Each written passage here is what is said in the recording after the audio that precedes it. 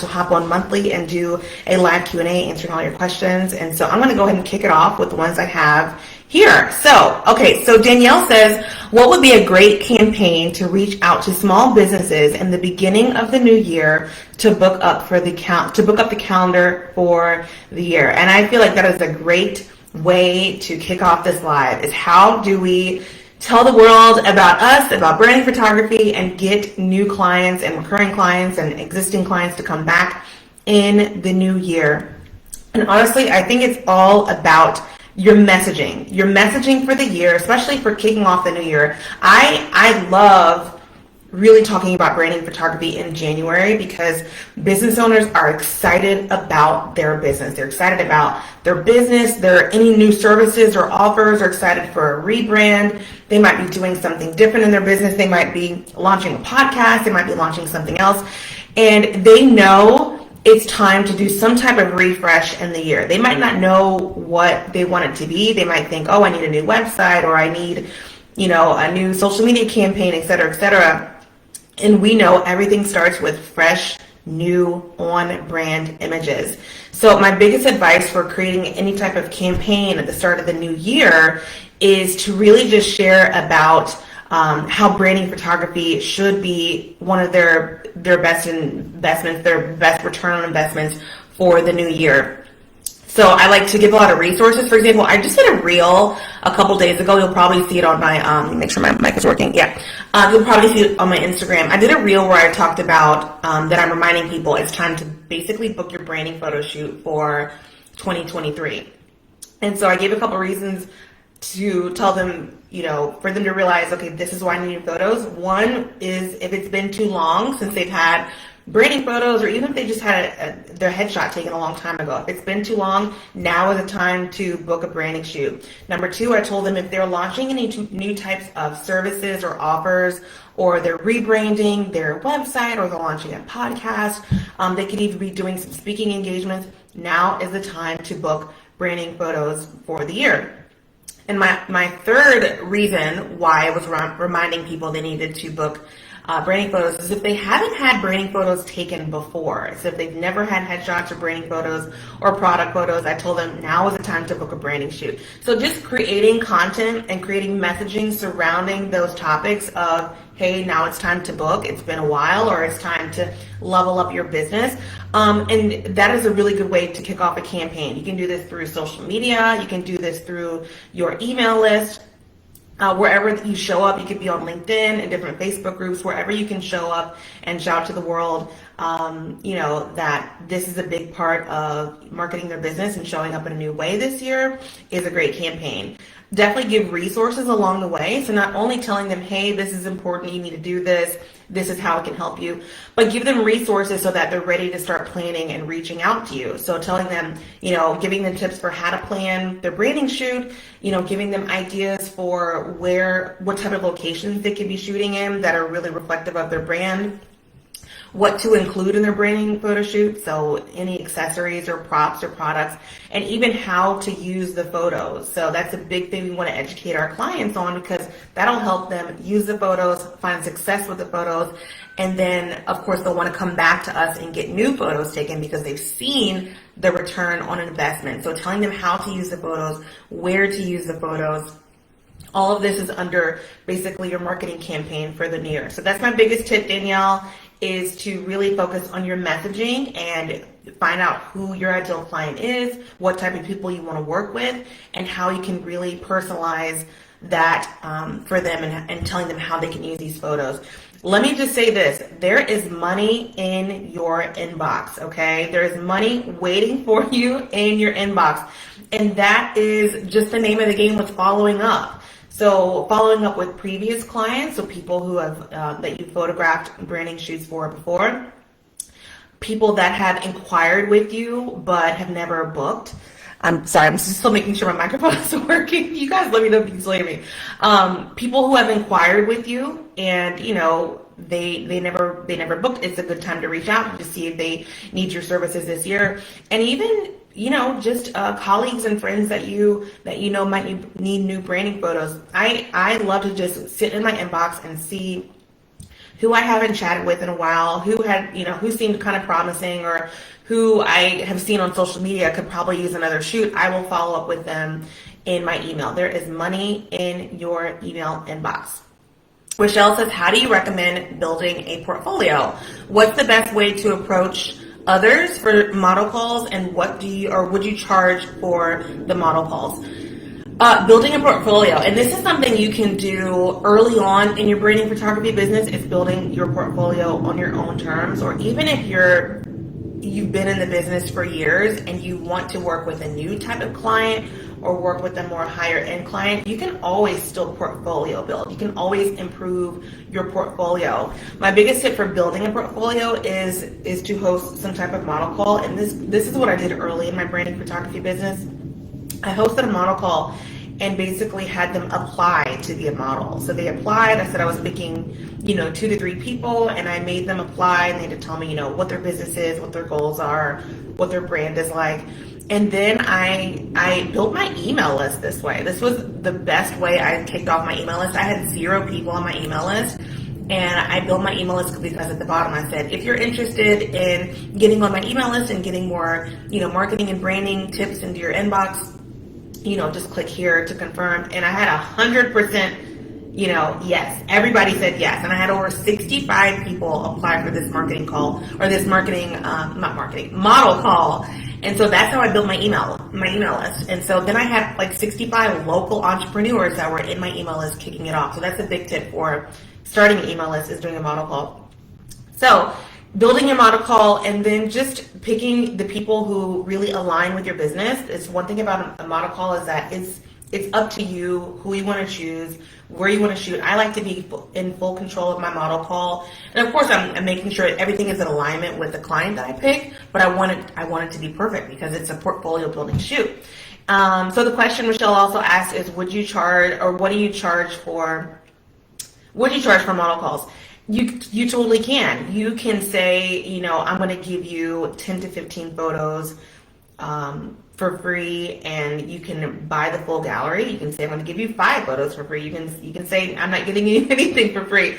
But a good exchange of services, or a good exchange of benefits to basically using this person to build your portfolio, is that you're being a cheerleader for them, and they're going to be a cheerleader for you. You're giving them branding photos, you're taking them through the experience, and you're getting amazing photos to put in your portfolio. So, if I could start all over again, I would definitely do a model call and just tell them you're going to get 10 to 15 photos for free, as a thanks for participating, but you're welcome to buy the full gallery for X amount of dollars, and then just send them, all the amazing photos and tell them they can buy the gallery. It's a great way to upsell. Definitely when you're building a portfolio, try to do a couple of different people so you can have some variety in your work. Okay, Tracy says, when looking for locations to rent for sessions, do you offer clients more than one option so that they have options to choose the right fit for their brand and budget? I do like to give options. So in my planning guide that I give my clients, I give them a couple of different local options, and that can range from, free coffee shops that I might have a relationship with where it would be no charge, to maybe a co-working space where we're going to be paying X amount of dollars per hour, or even a peer space or something like that. But I do like to give them options, and I get this question every time. My clients pay for the location. Everyone asks, do you pay for locations? I don't. I tell my clients, here's a range from free places to premium places. Either way, it is up to you where you want to shoot, and you can pay for that. So definitely give them some options. That's a great idea. Okay, Tracy says, on average, how long are your basic sessions, and how many outfit changes do you allow? I have had a few that take so long changing that it adds to an extra 1.5 hours. Yikes! Okay, so the outfits, I think I let them do 5 to 7 outfits. And if they bring more, that's fine. Most of my clients bring more than enough. They bring like their primary stuff, and then, hey, if we have a little bit more time, we can swap out a blazer or some pants or some shoes or something like that. And I just make sure as soon as we get there, we do a lot of the prep, like, hey, it all starts with the shoot plan. So I have the Canvas shoot plan. I customize it for every single client. This is in my shop. It's a Canva template that you can totally customize. It's in my shop. If you're a course student of mine, you already have this in your course. And with each location that we're shooting in, we have the outfit listed right there. We have the outfits like, hey, we're shooting in location A or location 1. So here's outfit 1, 2, and 3 that we're wearing at this location. This is location number 2. We're doing outfits, 4, 5, and 6 here, et cetera, et cetera. So it starts with you and your client being on the same page with where you're shooting and what outfits are going to be captured in each location. And that way, you're taking away the time of them flipping through their outfits, trying to decide what to wear, because a lot of the time doesn't come from them changing, it comes from them figuring out what's the next outfit. And you can eliminate all of that by just saying, we're on location number 1, here are the outfits, let's hang them up right here. As soon as we're done with the photos, go to the bathroom, change, come right back. And it should take not long at all. But I definitely can see how them looking through outfits, trying to decide what's next would definitely elongate the shoot. So just do the prep work ahead of time and let them know that you have all the outfits, secured for each location, and you can just plan it out like that. Okay, let's see. Oh, we've got a question from the chat. Renee says, hi, I'm new in town, so nobody knows me. What can I do to promote myself with real estate agents talking about packages or prices? So welcome to your town. I would definitely promote yourself by having those types of photos to promote. So maybe building your portfolio or model call for real estate agents, maybe doing a couple, maybe 2 to 3, and just making a rock star shoot with amazing photos of your clients and gorgeous homes and their home, lifestyle images, all that. And so you have that inventory of images to be able to talk about your pricing, your packages, and really building those relationships with those portfolio building clients where they're telling their friends about you, they're sharing all the photos on social media, so you can show potential real estate agents, hey, this is how my client has revamped her website.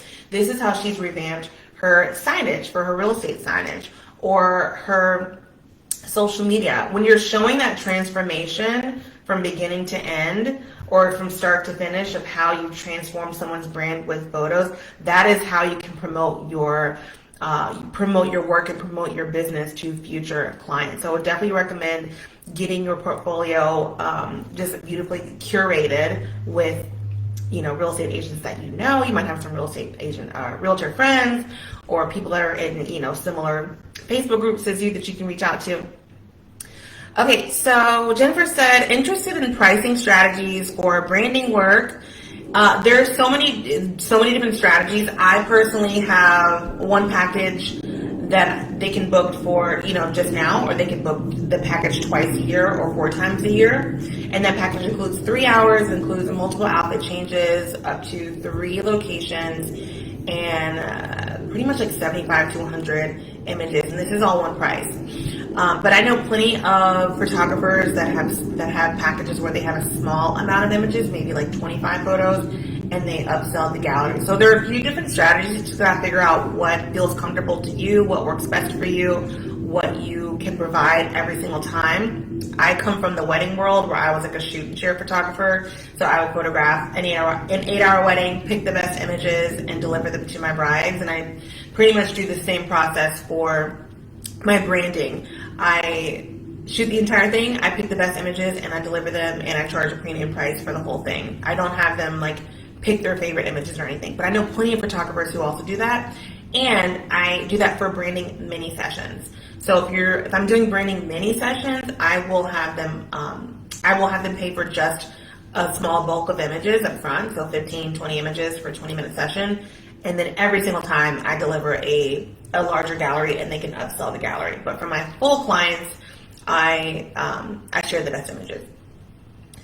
Okay, another question came in about location ideas for branding mini sessions and location ideas Definitely check out, if you're in the market that has peerspace.com or homestudiolist.com. They have some really, it's basically like an Airbnb of branding photography and videography. It's people who will let you use their homes or their studios to do photo shoots and content shoots. And so check those out for your market. Co-working spaces are awesome. I love shooting at co-working spaces because I always can network while I'm there, because people will see me photographing and they're like, oh, what are you doing? I'm like, oh, I'm a branding photographer, and everyone there is a business owner. That's what co-working spaces are for. So I like to network there and meet more potential clients at the co-working space. If you live or have a friend who lives or have a client who lives in an apartment complex or a condo, sometimes they have these beautiful clubhouses that you can use. I have definitely done clubhouses in apartment complexes with clients who live there, and they'll just let us use it, or we'll have to pay for the day, which is usually not that much if your client is a resident. And it gives you so much variety because they'll have a kitchen and a living area and usually some type of office environment and a pool and an outdoor deck. I love shooting branding mini sessions or any type of sessions at some type of clubhouse because I know we can get a lot of variety in one location. So most of my sessions we're doing maybe 1, 2, 3 locations, but if I can get an apartment complex clubhouse, I know we can do our whole 3-hour shoot in that one area, which will give them more images because we're not spending 15 to 20 minutes driving from one location to another. Another idea for locations for branding minis is a photography studio. If you have a studio, I did my last one. I think I've done one at a studio before, and just making sure you know what the studio has and what they don't. What they have has. What the studio has and what they don't have, because you don't want to get there and it's just a blank slate, and you're like, oh man, like I had this and this vision in my mind, and the studio doesn't have anything in here. So make sure that you know exactly what you're getting into when you do a photography studio.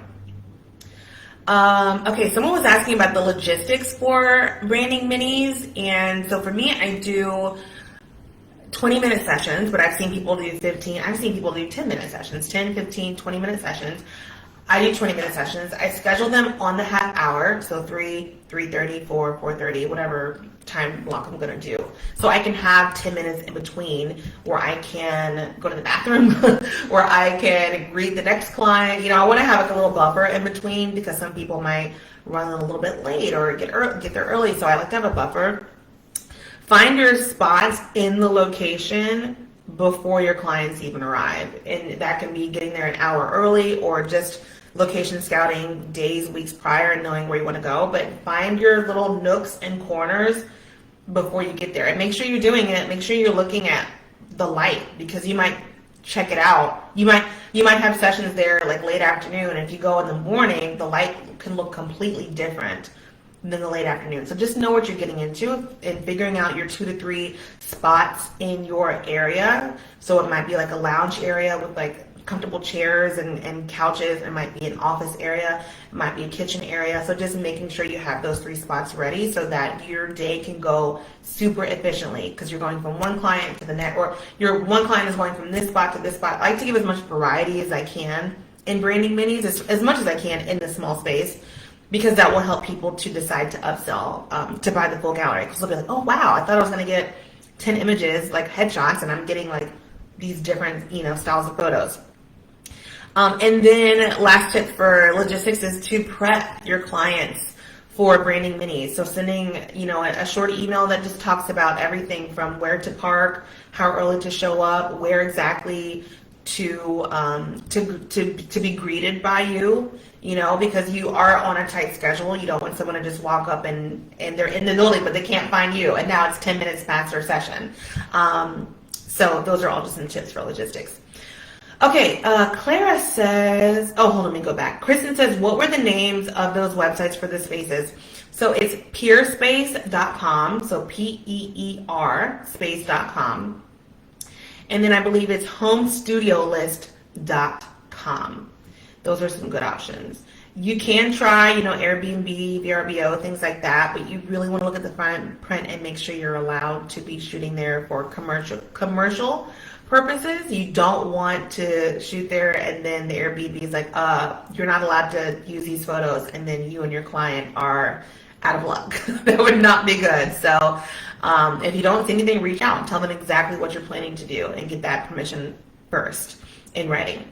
So really just introducing yourself to your circle of influence and outside of your circle of influence.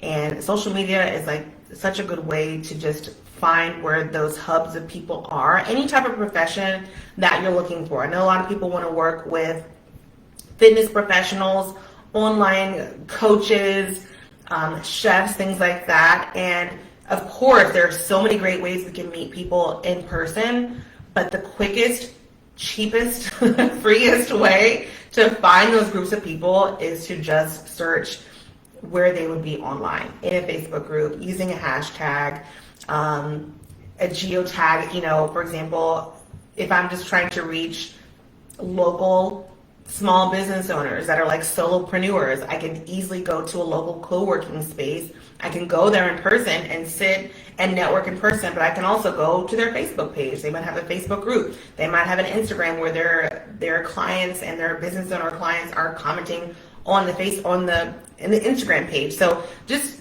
immersing yourself in where your ideal client is hanging out and just being a resource. I'm not saying to go and say, hey, look at me, hire me. I'm saying be a resource. However you can help out. If you're in a Facebook group like Tuesdays Together, or it's called Rising Tide Society, if you're in a Facebook group with local entrepreneurs, instead of just constantly trying to sell your services, see what people are struggling with. Are people in there asking for social media help? Are they asking for advice on building an email list? Are they asking what the first step they should take on creating a new website should be? Wherever your expertise lies, use your expertise to just truly help those people. I've booked so many people just from being helpful in a local Facebook group. They're asking about websites and what images they use and what size photos they need and what quality. And instead of just pitching my services, I'm just giving them a true, authentic, genuine answer.